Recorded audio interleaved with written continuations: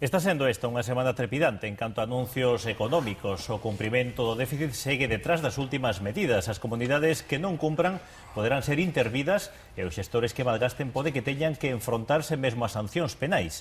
Con todo isto, sobre a mesa, o faladoiro de políticos de hoxe promete estar bastante animado.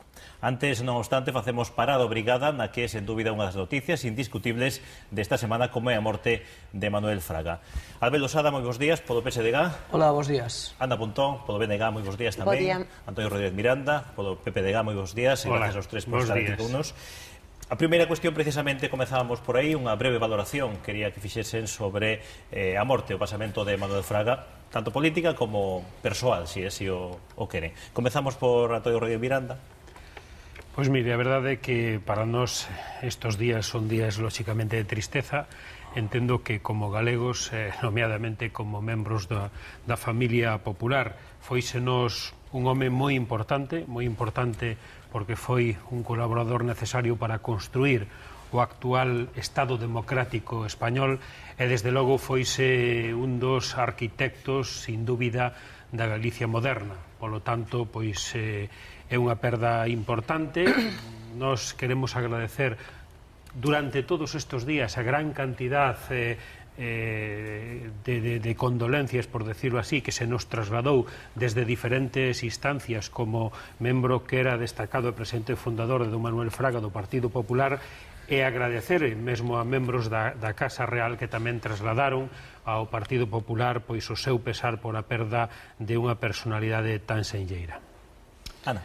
Bueno, desde unha perspectiva institucional penso que hai que amosar en primeiro lugar pois as condolencias nunha familia por o seu falecemento, o respeto en canto a que foi presidente da Xunta de Galiza, eleito pois en repetidas ocasións por os galegos e por as galegas, pero iso non quita que eu este en desacordo coa imaxe idílica que se nos intentou dar de Manuel Fraga Iribarne, non? Eu penso desde logo que hai pois moitos aspectos oscuros, non, no seu pasado. Foi unha persoa cunha clara vinculación co réxime franquista, nunca o condenou e máis ten feito valoracións, non, a respecto de que foi positivo para o Estado español e en todo caso eu sempre acreditei que a súa política, a súa concepción de Galiza era negativa para o país e, por lo tanto, nesa mesma valoración política pois teño que estar agora porque senón creo que estaríamos facendo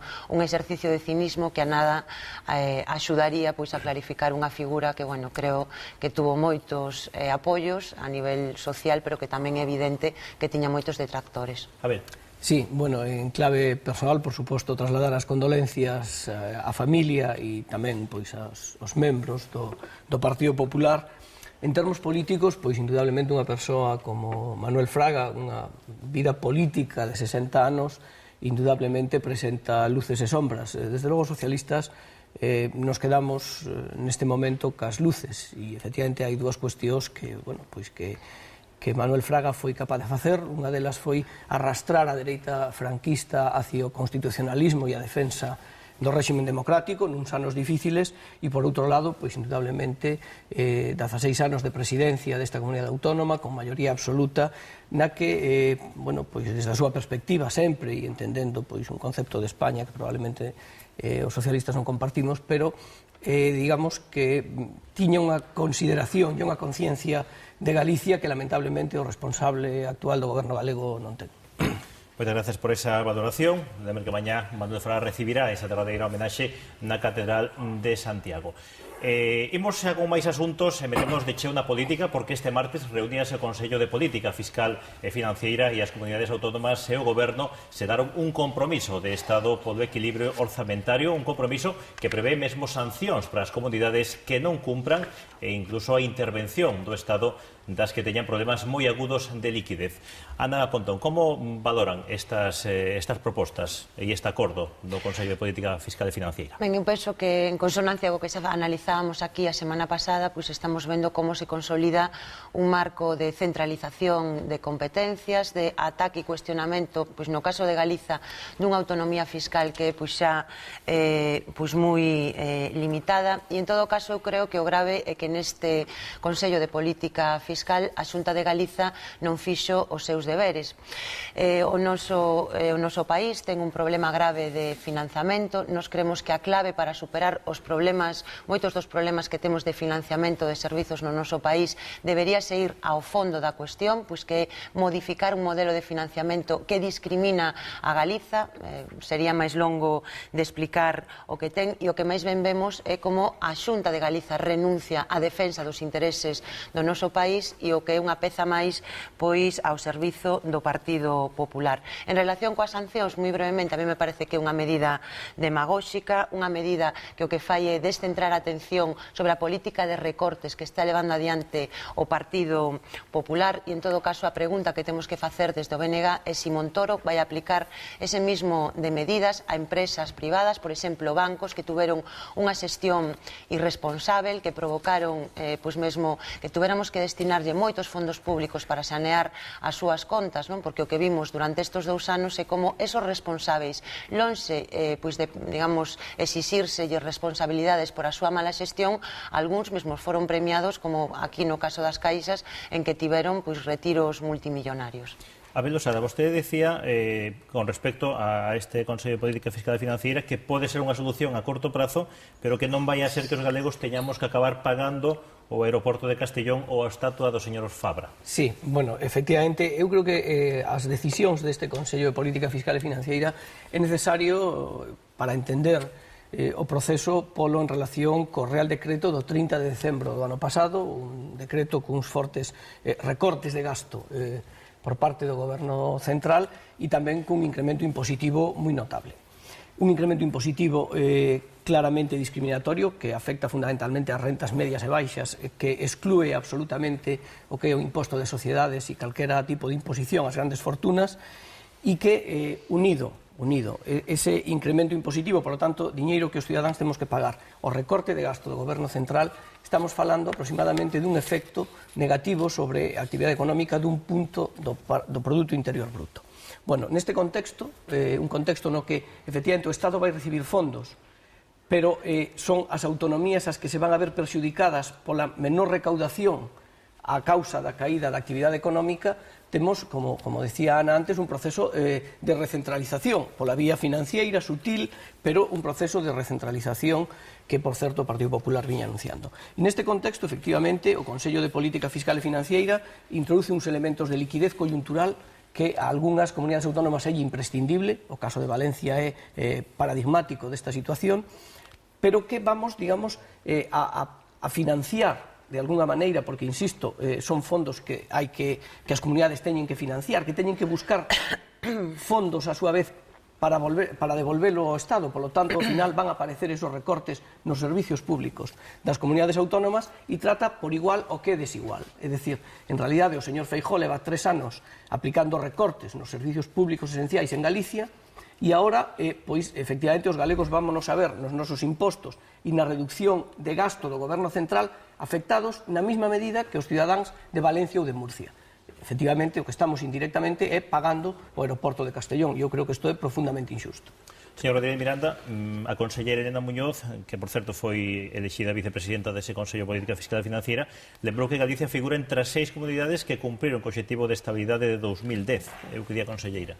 Pois sí, efectivamente, eso evidencia de xeito claro, ao contrario de que o que se acaba de afirmar nesta mesa, que Galicia sí fixo os deberes, Galicia sí cumpliu e Galicia sí está dentro dos límites de déficit. Evidentemente, para aqueles que non cumplan, algo habrá que facer. O que está claro que non pode funcionar é a barra libre, é dicir, que cada un que faga o que queira, cada un que gasto o que queira, porque ese tipo de políticas xa vimos que durante estes anos pasados de gobernos socialistas, durante moito tempo apoiados por nacionalistas, levaron a esta situación de 5 millóns de parados e levaron a que hoxe pois haya 40.000 millóns de pesetas que foi, 40.000 millóns de euros que foi o que se encontrou este goberno e que posibilitou ou que obligou a este goberno a ter que tomar medidas fiscais. Sí, efectivamente, incrementando o IRPF. Por qué? Porque se considera que o máis progresivo é onde se pode establecer precisamente que quen gañe máis poida aportar máis, e non como fixeron outros gobernos, que foi subir o IVA, que ao final o que castiga é a todos por igual, e sobre todo aquelas persoas que teñen máis limitadas xa uso das súas rentas. O que sí é certo é que este goberno é sensible cas necesidades das comunidades autónomas, e por eso o que tiñamos que devolver, por exemplo, Galicia, 500 millóns de euros ao ano en 5 anos, agora vai nos a permitir devolvelo en 10 anos. Iso significa que Galicia vai a poder contar con 250 millóns de euros máis cada ano que antes non dispoñíamos. E iso fixo este goberno. E, ademais, ese Consello de Política Fiscal e Financiera saliu o compromiso do goberno de sentarse cas comunidades autónomas, replantexarse o modelo de financiación que, entre outras cousas, posibilitará eses 805 millóns de euros que Galicia reclama e que ten na vía xudicial poder negocialo co goberno. Ata agora, o goberno anterior o que nos dixo é si querede reclamar ide aos tribunales. Eu non negocio nada. Este goberno díxonos si nos vamos a sentar e vamos a ver efectivamente si a Galicia ya hai que dar esos 850 millóns de euros que se lle deben.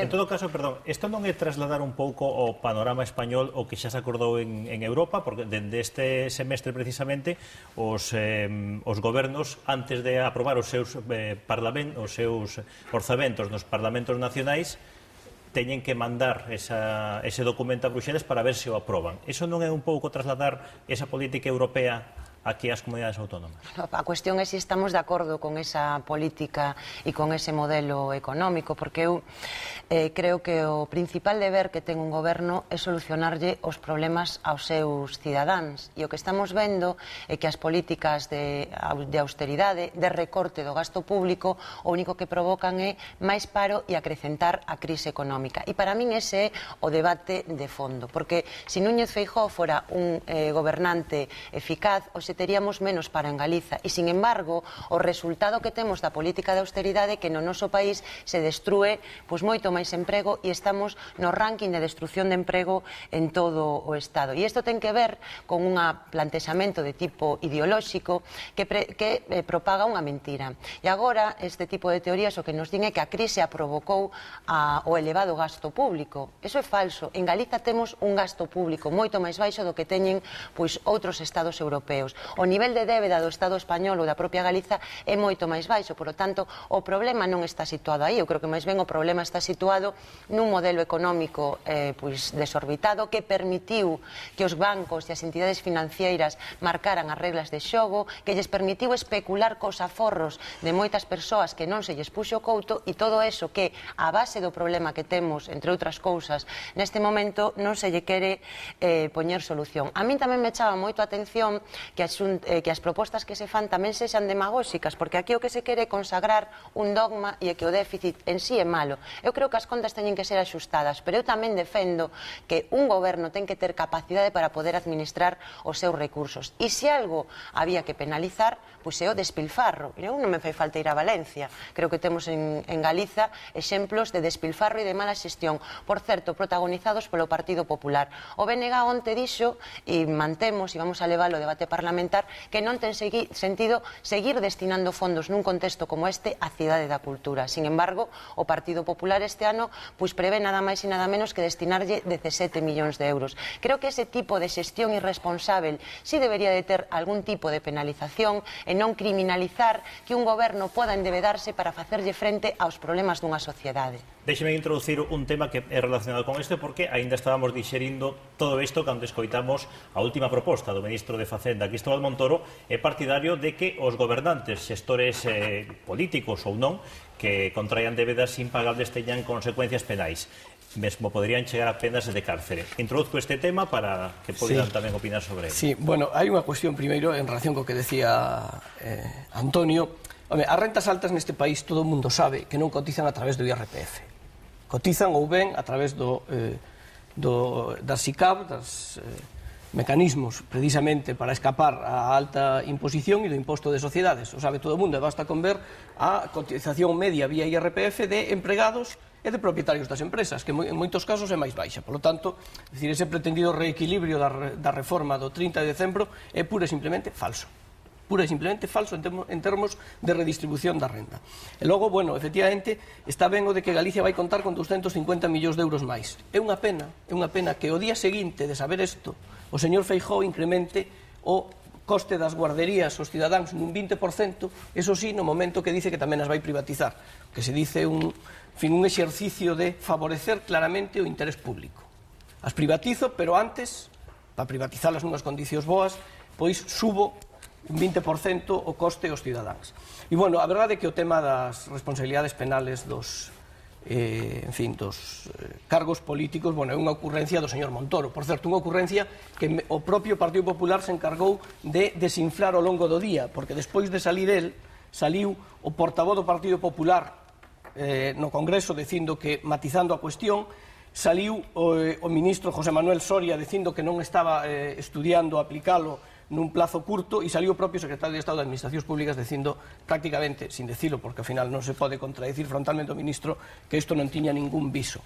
Pero, por certo, se o tivera, sería moi divertido ver como o ministro de Xusticia do actual goberno, o señor Gallardón, xustificaba esas responsabilidades penais na súa xestión do goberno do Concello de Madrid, porque é unha débeda de 7.000 millóns de euros, 2.200 millóns de euros que debe cada madrileño. Por certo, ou non comparar ca cidade máis grande demográficamente de Galicia. Cada cidadá de Vigo, gobernado polo Partido Socialista, debe 140 euros.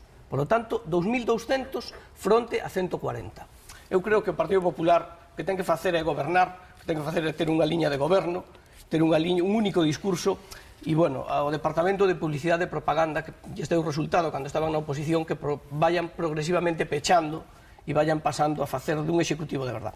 En todo caso, que se podría considerar malgastar? Gastar o que non se ten ou gastar en cousas injustificadas? Miren, o tema das sancións penais evidentemente non está pensado en absoluto, entendo que esa vai a ser a línea de traballo para alguén que nun momento determinado de xeito conxuntural pois gaste algo máis, pero de xeito absolutamente transparente, sino que fundamentalmente está pensado para aquel que gasta sin control, que gasta sin respaldo orzamentario e que logo incluso trata de tapar esa mala xestión agochando, como se le coñece coloquialmente, facturas no caixón. Iso é o que non se pode permitir. Iso é o que ocurriu co goberno de España. Eu creo que os cidadáns entenden como perfectamente razonable que o goberno de España non se poida gastar 40.000 millóns de euros máis dos que se ingresaban. E que iso é o que posibilita certas decisións que agora hai que tomar. Por qué? Porque as familias levan moitos anos tomando decisións para axustar precisamente os seus gastos aos seus ingresos. E indefinidamente non pode un estar gastando máis do que está recaudando, porque logo chega a situación a que chega. E iso é o que pasou no goberno de España precisamente. Por lo tanto, que agora os socialistas veñen a darnos recetas milagrosas, que nos digan que as rentas altas sempre se escapan de ter que pagar. Pois sí, ese é un problema importante, pero é que curiosamente o goberno socialista, que ata fai pouco máis de un mes tiña competencias para tomar decisións deste tema, non atacou a esas grandes fortunas como agora pretende impoñer, sino que o que fixo foi subir o IVA, é dicir, recaudar indiscriminadamente de toda a ciudadanía española, que sempre, insisto, quen máis se ve perxudicado é aquel que ten uns recursos moi limitados e cando ten que ir facer a compra encontrase que de repente os produtos todos que compra lle valen pois un 2, un 3 ou un 4% máis. Iso sí é limitar precisamente o conxunto da ciudadanía. Falan das guarderías, permíteme, porque aquí meteron temas de todo tipo e eu teño que contestalos. Pois mire, o que se lle pide aos cidadáns neste momento é que tamén colaboren un pouquiño máis, é o que lle pedimos, pero fíxese vostede, todas aquelas familias que teñen unhas rentas que non superen os 1.200 euros non van a ter ningún tipo de subida. Sin embargo, aqueles que cubran... Perdóneme, deixame rematar, pero todos aqueles que teñen uns ingresos superiores aos 3.000 euros son os que van a suportar precisamente unha maior subida. E a pesar de eso, non sube nin o 50% do que subiu o IPC nos últimos anos, nin o 50%. Mas lle digo aínda, miren, a realidade é que con esa aportación que fan as familias non se cobre nin o 30% do custo de un servicio. Pero que pagan Por lo outros tanto, impostos. perdone, Que pagan outros impostos. Claro, pero que estamos falando de un servicio. Vostede sabe que cando se trata de determinados servicios a tendencia a cubrir os costes. Antonio, e da privatización que... É que iso é unha mentira. Perdóneme, pero Hay que ir rematando porque tenemos que despedir. Remato, pero evidentemente vostede entenderá que non se me permite, eu escoitei estoicamente. Polo tanto, hai que actuar con responsabilidade. E a cidadanía sabe que este goberno, cando lle pide un esforzo, é porque previamente buscou todas as medidas necesarias para poder aquilatar costes de cualquier xeito. E só lle pide ao cidadano un esforzo que entende que pode acometer. E os ciudadanos, a verdade é que están respondendo neste sentido, porque eles son os primeiros que saben que efectivamente que hoxe todos temos que axudar. Iso non é verdade. Gracias, señor Rodríguez Miranda, gracias, señora Pontón, gracias, señor Losada. Ata o vindeiro venres.